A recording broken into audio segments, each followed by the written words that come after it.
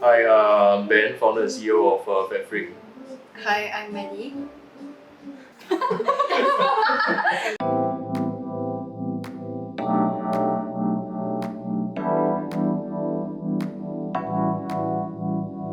Hello and thank you for clicking on this video where I'll be sharing my experience visiting the home which gave birth to an IEM with the deepest bass ever, Fatfreq. They're a company based in Singapore, and if you've seen my videos on the Maestro Mini or SE, this was the company behind those amazing IEMs. And today I was fortunate enough to sit down with Ben, who is the founder and CEO of Fatfreq, and together we find out Fatfreq's origins, how it all came to be, and of course IEMs.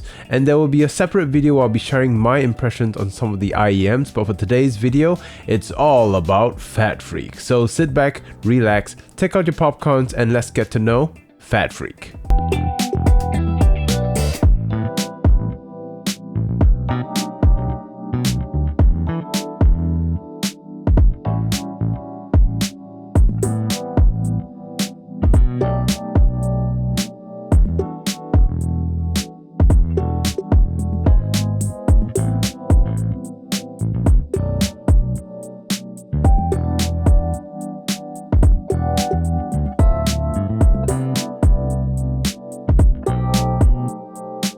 We are an in-ear monitor company.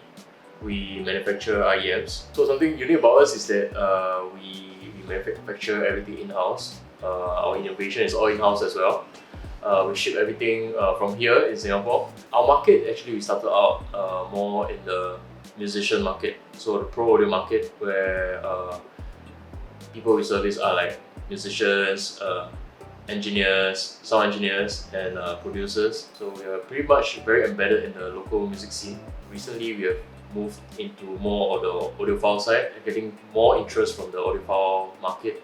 We have developed this sort of bass technology that's included in our Maestro series. So we have the Maestro Mini, which is gaining a lot of traction. We originally developed it actually as sort of like a fun thing. We find that a lot of the musicians, they're actually like bass heads. So we created this for them. But funnily enough, it got traction from the audiophile side. As a bass head, thank you. Oh. So when we were thinking about a name for the company, one word that actually two words that actually came to mind is actually big sound.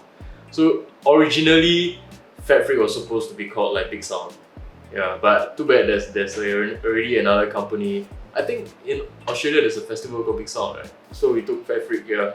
So working alongside me is Ivan and also Aaron. Aaron is more the chief engineer and the operations guy. He does the innovations and he makes sure that all the products are done well, and they are sent out in the right condition.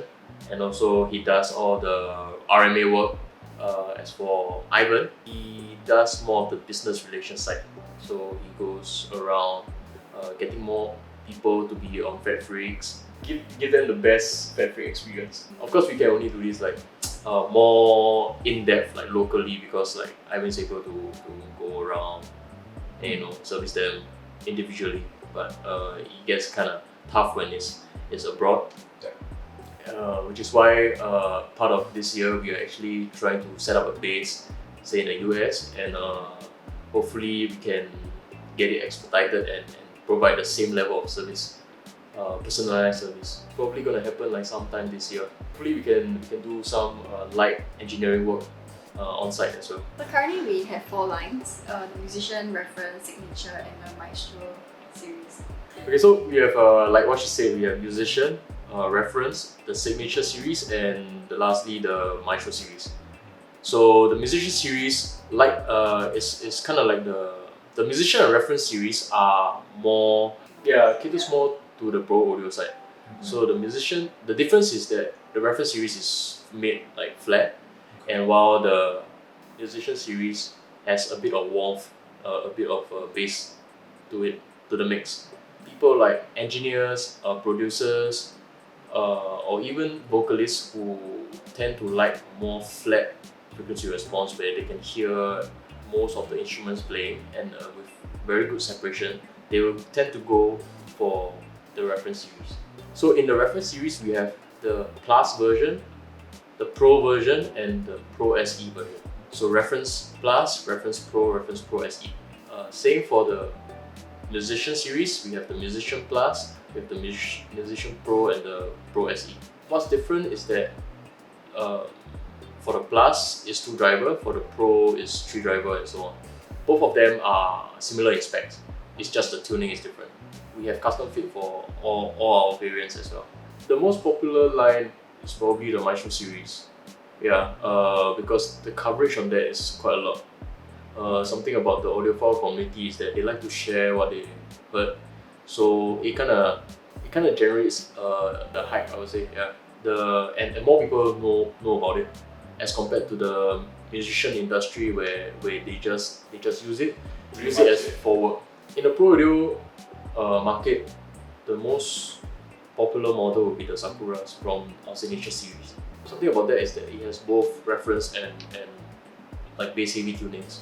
So say you were in a studio producing a song, or say you're an engineer doing your own mixing, you can flick the switch to the reference mode and then you can do your engineering there.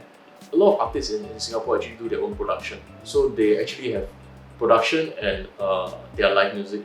So when they go on the live stage, they can flick the switch and they have a bit of a bass boost.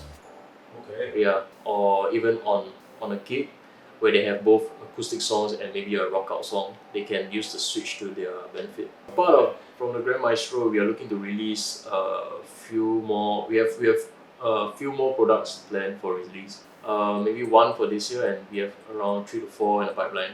So the one that we are currently launching is the Scarlett Minis. Scarlett Minis is a different take of the Maestro Mini. What we added is a bit of mid bass, which a lot of people from user feedback, they need a bit of mid bass to feel the fullness instead of the Maestro Mini, which is quite controlled to the sub bass region.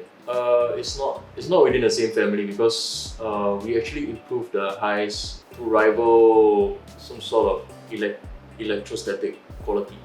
The price will be different as well, so we would rather call it an entirely different model, which is why we changed the name. If not, we would do an update to the Maestro Mini. So the Grand Maestro, it features a rocker switch similar to the Sakuras, so you can switch the tuning on the fly. And we have also a module that you can change the bass response. How it works is actually it contains a partial part of the bass chamber. By detaching the module, you're actually changing how the bass chamber reacts. Right now we have 2, the black modules, which we call the black power modules, because power, we're talking about the amplitude of the bass. And then we have the control module. When you fix it on, the amplitude will be slightly lesser, but it will be more controlled. We are planning additional 2 modules, which is a super power module and a super control. So you get more control, and the other one you get even higher bass response.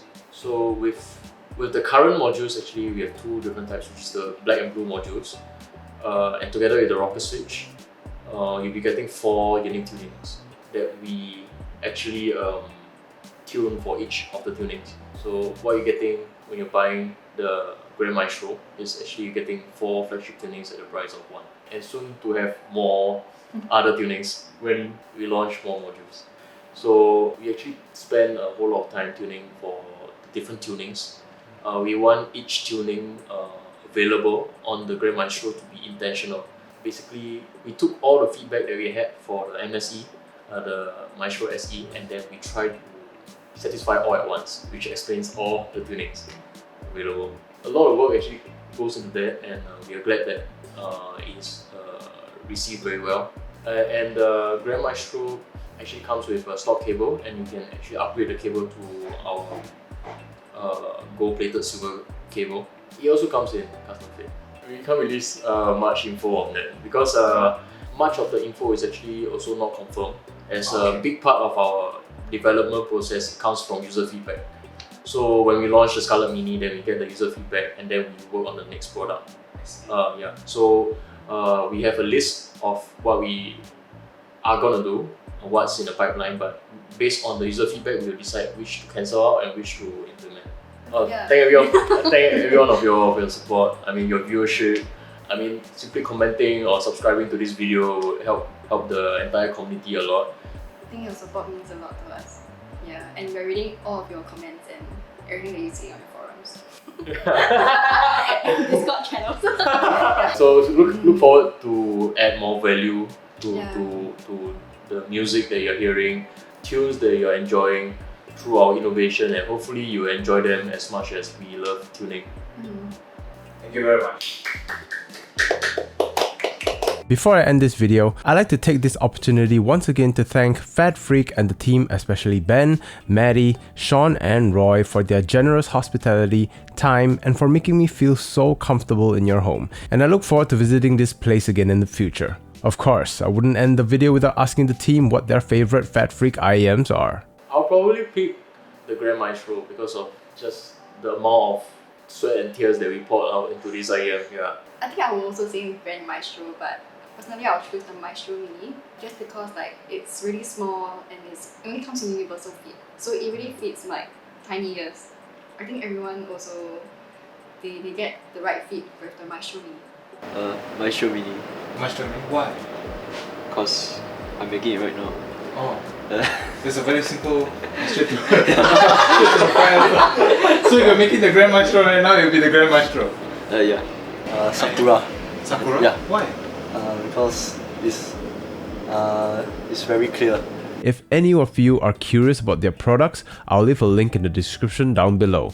Do consider checking them out, and if you'd like to check out their faceplate designs in full, I'll leave another link in the pinned comment or in the description. Some of them are drop dead gorgeous, and some of them look even more beautiful in person. With that all said, thank you all very much for watching. Thank you Fatfreq, and until the next experience, take care.